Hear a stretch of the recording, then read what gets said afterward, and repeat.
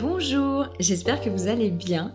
J'ai envie de vous faire un petit épisode pour mieux vous comprendre parce que tout simplement, plus je reçois de personnes en accompagnement individuel et plus je me rends compte qu'il y a parfois des incompréhensions par rapport à notre manière de fonctionner. Et aussi, il y a beaucoup de personnes qui me disent, quand elles me racontent leur histoire, voilà, je suis HPE, HPI, hypersensible, etc. Et en fait, du coup, je vais vous livrer ma version, enfin ma vision des choses, comme ça au moins, peut-être que ça va éclairer un petit peu quelques lanternes, en tout cas peut-être que vous allez vous retrouver dans cette situation et que ça va vous parler. Alors pour moi, toutes les personnes qui sont flammes jumelles, âmes jumelles en parcours sacré sont des personnes qu'on appelle hypersensibles, qu'on peut appeler aussi HPE, ça veut dire haut potentiel émotionnel. En fait, l'hypersensibilité, c'est parfois un peu mal connu et c'est parfois un peu stigmatisé. Enfin, j'ai l'impression de moins en moins, heureusement, mais en gros, l'hypersensibilité, si c'est un peu flou pour vous, c'est le fait... Alors, il y a deux volets à l'hypersensibilité. Il y a l'hypersensibilité, on va dire, au niveau des sens, et il y a l'hypersensibilité émotionnelle. Du coup, je vais expliquer un petit peu les deux pour que vous puissiez voir si, tout simplement, si vous posez des questions, si ça vous correspond. L'hypersensibilité au niveau des sens, c'est le fait d'avoir un ou plusieurs sens plus développés. Donc quand je parle de sens, je parle de la vue, l'ouïe, l'odorat, le toucher et le goût. Quand on est hypersensible, on peut avoir ce qu'on appelle donc une hyperesthésie, c'est-à-dire qu'on a un ou plusieurs sens qui sont plus développés. Donc ce que ça peut donner vraiment de concret dans la vie de tous les jours, c'est que, par exemple, si vous avez une hyperesthésie au niveau du goût, vous pouvez prendre particulièrement de plaisir à manger certains aliments ou certaines textures, et vous pouvez aussi avoir du dégoût par rapport à certains aliments dus à leur goût ou à leur texture. Je sais que moi c'est mon cas, il y a des aliments qui me dégoûtent, mais c'est même pas une histoire de goût, parce que c'est pas forcément des aliments qui ont un goût très prononcé, mais la texture dans la bouche me dégoûte. Vraiment, et pourtant c'est des aliments que tout le monde aime. Mais voilà, on a tous nos petits trucs. En tout cas, on peut avoir ça. Si je vais sur d'autres sens, par exemple sur le toucher, le fait d'avoir une hyperesthésie au niveau du toucher, ça peut être le fait de tout simplement prendre particulièrement plaisir à recevoir un massage, par exemple, à réussir particulièrement à se connecter à son corps, à se détendre. Mais dans l'autre sens, ça peut être, par exemple, ça aussi je l'ai, le fait que même si on vous fait une petite caresse, par exemple au niveau du bras ou de la main pendant un petit moment, mais toujours au même endroit, ça devient super désagréable, voire même ça brûle. Ça peut être aussi le fait de supporter aucune étiquette sur les vêtements ou d'avoir certaines matières qui sont insupportables à porter. Ça fait partie de l'hyperesthésie tactile. Et il va y avoir ça pour tous les sens, pareil pour l'auditive, qui est aussi, en fait je me rends compte que j'ai presque un grand chelem. L'hyperesthésie auditive, ça peut être par exemple d'être super sensible dans le bon sens, dans le sens agréable à certaines musiques, être capable de complètement s'évader ou de changer entièrement son mood, son humeur à partir d'une musique, ou d'apprécier par exemple des choses type ASMR, etc., certains sons. Et dans l'autre sens, ça va être aussi que vous ne supportez pas quand les sons sont trop forts ou certains types de sons. Il y a certains types de sons qui peuvent vous faire complètement vriller. Au niveau de la vue, donc hyperesthésie visuelle, ça va être pareil, la capacité à s'émerveiller de certains paysages, de certaines images, peut-être de formes d'art en particulier.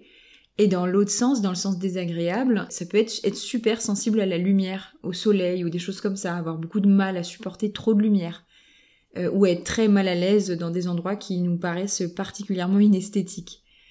Et le petit dernier que j'ai pas fait, c'est l'odorat. Pareil, vous vous doutez bien, ça va être le fait d'être particulièrement connecté à son nez et donc d'être capable de s'émerveiller de certaines odeurs agréables, de parfums.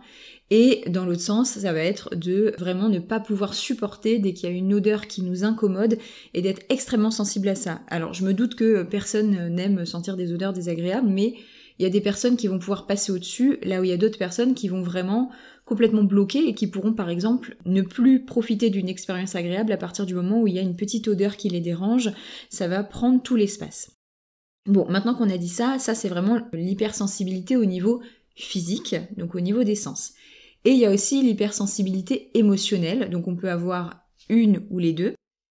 Et l'hypersensibilité émotionnelle, c'est le fait d'être très connecté à ses émotions et de les ressentir de manière extrêmement marquée.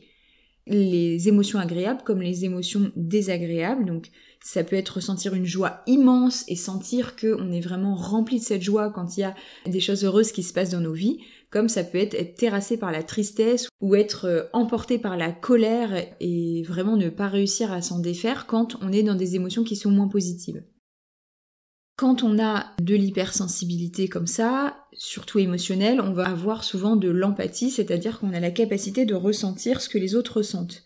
Ça peut être une empathie qui est sur le plan intellectuel, c'est-à-dire qu'on est capable de savoir quelle émotion ressent la personne parce qu'on le sent dans son champ énergétique, parce qu'on le voit aussi dans le langage non verbal, mais ça peut être aussi être capable de ressentir physiquement l'émotion de l'autre personne. Donc, quand on est hypersensible, parfois on peut se trouver un peu perdu dans la vie de tous les jours parce que on n'est pas forcément en majorité. Et ce que je veux vous faire passer comme message à travers ce podcast, c'est que l'hypersensibilité, elle prend racine dans l'enfance. C'est-à-dire, en fait, on est tous, pour moi, en tant qu'être humain, on arrive sur cette planète, on est tous, entre guillemets, hypersensibles. En fait, on est juste normosensibles. Sauf que la plupart des êtres humains, avec la violence de ce qu'il y a sur la Terre, que ce soit la manière dont on se traite les uns les autres, toutes ces choses non naturelles auxquelles on est exposé, que ce soit des lumières, du néon, des sons extrêmement forts et désagréables, des odeurs nauséabondes, etc. Le fait qu'on ne fait pas attention vraiment les uns aux autres suffisamment et donc on se blesse constamment et qu'il y a toute cette violence, ça fait que la plupart des êtres humains vont fermer une bonne part de leurs antennes extrasensorielles et donc ils deviennent ce qu'on appelle normaux. C'est-à-dire qu'ils ferment la porte à cette hypersensibilité et donc ils n'ont plus cette connexion au tout, avec tous leurs sens.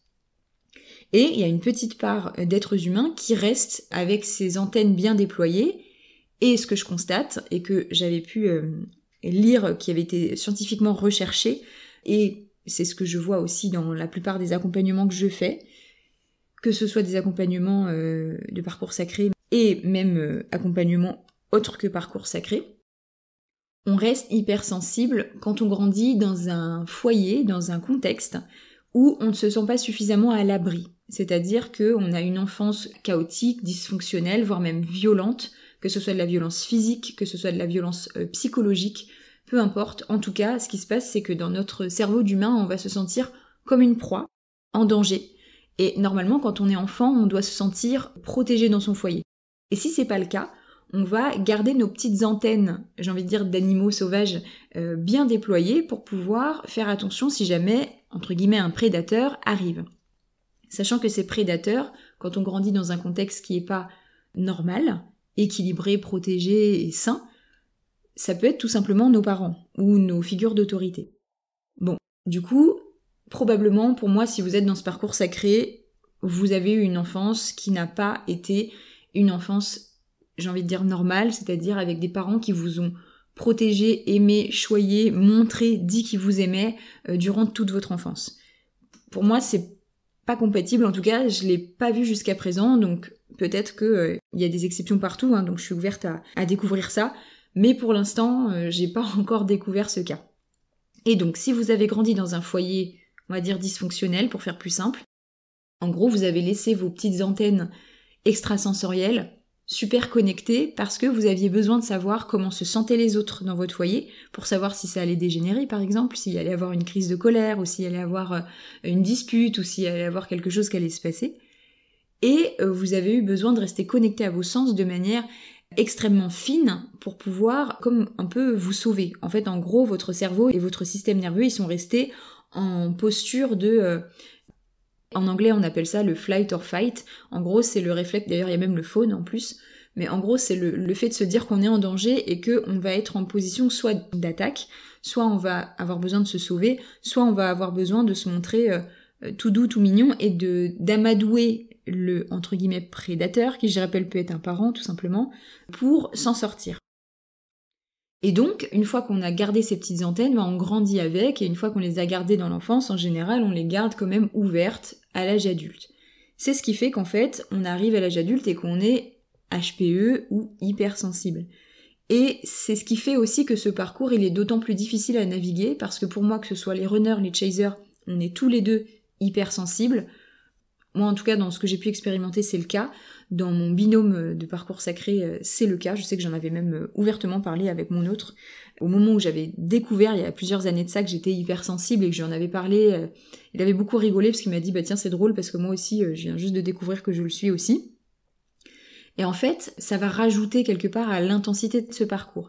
C'est pour ça que je vous fais cet épisode, parce que je pense que c'est important de le savoir, parce que c'est important de se connaître aussi. Parce que je sais que quand on est dans ce parcours, on peut se dire « mais je suis complètement zinzin, déjà il y a cette personne qui m'obsède, j'arrive pas à comprendre pourquoi, j'arrive pas à dépasser ce qui se passe avec cette personne, et en plus, quand on est hypersensible, en tout cas sur le côté émotionnel, bah, c'est extrêmement difficile parce que les émotions, on les vit de manière tellement intense que ça vient rajouter quelque part à la difficulté de ce qui se passe. Et une fois qu'on sait qu'on est hypersensible, quelque part ça permet de rajouter un petit peu de douceur, je trouve, et en tout cas un petit peu d'empathie envers soi-même, parce que déjà si vous êtes hypersensible, ça veut dire que vous avez eu une enfance que vous n'avez pas vécue comme étant rassurante, réconfortante et douce, donc c'est important de vous apporter vous de la douceur aujourd'hui, et ça veut dire que les choses que des personnes, j'ai envie de dire lambda, on appelle des personnes normales, vont vivre de manière un peu difficile, pour vous ça va être un raz-de-marée et ça va être peut-être toute une montagne. Donc c'est important de vous apporter cette douceur.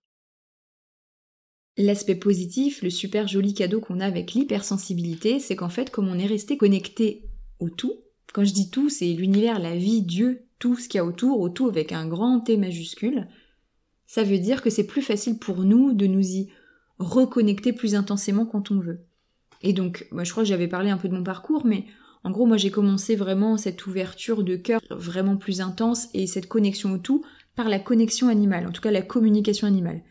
C'est une facilité pour moi parce que j'ai toujours eu ce lien très très fort avec les animaux. Je les ai même toujours compris avant même de faire de la communication animale. Je trouve qu'ils sont tellement simples à comprendre, il y a pas de jeu d'esprit, il y a pas de jeu d'ego, c'est juste de l'émotion et quelque part il y a une forme de pureté, je trouve, dans ce qu'ils expriment. Et donc j'ai commencé par là, j'ai commencé à explorer mes capacités extrasensorielles grâce à la connexion animale, à la communication animale. Donc là j'ai pu développer la télépathie, etc. Et même le clair ressenti, parce que j'avais des ressentis dans le corps, enfin je peux me connecter à un animal et savoir comment il se sent dans son corps, donc c'est quand même assez cool de tester ça par rapport à différents animaux. Mais tout ça pour dire que vous êtes capable de le faire aussi. Parce que, alors j'ai pas encore creusé ce côté-là, mais je pense en tout cas que quand on est hypersensible, on a un peu de tout, qu'on a et de l'hypersensibilité émotionnelle, donc empathie, voire hyper-empathie, et que on a des hyper-esthésies, donc hypersensibilité des 5 sens, enfin un ou plusieurs sens. Et donc si vous avez de l'hyperesthésie au niveau des sens, ça veut dire que vous êtes capable aussi de développer, si vous le souhaitez, des capacités extrasensorielles. Parce que, en fait, les capacités extrasensorielles, c'est un prolongement de nos sens physiques. On a la clairvoyance, par exemple, qui est le fait d'avoir des flashs ou des images de choses qui se sont produites ou qui sont en train de se produire ou qui vont se produire. Donc ça va être l'extension de la vue, la vision. On a la clairaudience qui est le fait d'entendre soit les voix de ses guides, soit les voix par exemple de défunts, d'ancêtres, tout simplement de se connecter par exemple à son autre ou quoi que ce soit. En tout cas de les entendre vraiment comme si on nous parlait. Donc ça c'est le prolongement de l'audition. On a le clair ressenti, enfin je veux pas tous vous les faire, mais en gros on a le clair ressenti qui est l'extension du toucher, où on peut avoir des ressentis dans son corps, des frissons, du chaud, du froid, etc. Des fourmillements, des picotements, tout ce genre de choses. Et tout ça pour vous dire que, bon, pour moi, il y a même plus de sens extrasensoriels que de sens physiques, parce que sens physique, il y en a que 5. Or, des capacités extrasensorielles, il y en a même bien plus. Il y a par exemple la claire connaissance qui, pour moi, se rattache pas forcément à un sens physique. Parce que la claire connaissance, c'est le fait d'avoir des informations quelque part, qui nous descendent d'en haut, j'ai envie de dire comme ça, que ce soit des guides de lumière. On a des informations qui nous descendent automatiquement. Enfin voilà. En gros, le fait d'être hypersensible, dites-vous que vous avez laissé la porte ouverte à la magie, parce que vous avez accepté quelque part de rester connecté à ce tout, peut-être pas pour des bonnes raisons au départ, parce que c'était pour vous protéger de quelque chose, mais à la fois je pense qu'il y a toujours quelque chose de chouette à tirer de quelque chose de moins chouette. Et là, je pense que c'est important de se dire, si vous êtes hypersensible, je sais que parfois ça peut être difficile, parce qu'évidemment, dans les accompagnements que je fais, qui sont pas forcément flammes jumelles, parce que je suis aussi thérapeute, on va dire, classique à côté, j'ai évidemment quasiment que des hypersensibles qui m'arrivent, parce qu'on attire ce qu'on est, ce qu'on vibre. Et je sais que ça peut être très compliqué de naviguer un peu à vue avec cette hypersensibilité, surtout quand on est entouré de personnes qui ne le sont pas, et qui ont l'impression qu'on est des drama queens, des drama kings, et qu'on en fait trop, etc. Alors qu'en fait, à l'intérieur de nous, les émotions, on les vit avec une intensité telle que c'est indescriptible avec des mots. Et je pense que c'est important de prendre conscience de ça. Si vous êtes sur ce parcours sacré, pour moi, à 100%, vous êtes hypersensible, et du coup, ça rend ce parcours encore plus intense, mais à la fois, ça veut dire que vous êtes toujours connecté à la magie de la vie. Et ça, franchement, ça n'a pas de prix. Parce que ça veut dire que si vous avez envie d'essayer de vous connecter de manière magique à tout ce qui existe, et vraiment, hein, tout ce qui existe, vous pouvez vous connecter à tout ce qui existe. Si vous voulez vous amuser à tester, vous pouvez même essayer de vous connecter à des objets pour voir ce que ça fait en termes de ressenti. On peut se connecter à tout ce qui existe. Et ça, c'est quand même quelque chose de très chouette, parce que ça permet de mettre un peu de remettre de magie un peu dans la vie, et de se rendre compte, peut-être aussi de se rendre compte qu'on ne fait qu'un. On n'arrête pas de dire qu'on est un tout, etc. Mais ça passe par là aussi. Le fait de se dire qu'on est qu'un, enfin, qu'on ne forme qu'un et qu'on est un tout. C'est aussi parce qu'en fait, on est tout le temps tous connectés en permanence. Et c'est juste que les personnes normales ont choisi de se protéger de cette connexion parce que parfois c'est trop intense, mais à la fois, ça veut dire qu'elles passent à côté de tout ce que vous avez, vous, comme champ qui est ouvert. Et si jamais ça vous dit d'essayer ça, de développer vos capacités, peut-être que vous avez déjà commencé, si vous êtes sur ce parcours, on est amené à le faire, vous pouvez déjà vous dire qu'en général, ce qui vous attire particulièrement, c'est que vous êtes capable de le faire. Comme ça peut vous aiguiller. Je me dis que parfois on se dit, mais moi je sais pas, qu'est-ce que je sais faire, je sais pas quel sens j'ai de développer, qu'est-ce que vous trouveriez super de faire. Par exemple, moi, je vous dis, c'était la communication animale, je me dis, mais c'est fou. Ils nous entourent, ils sont partout, et en fait, on peut parler avec eux. Et vraiment, enfin, par exemple, ça, c'est hyper chouette.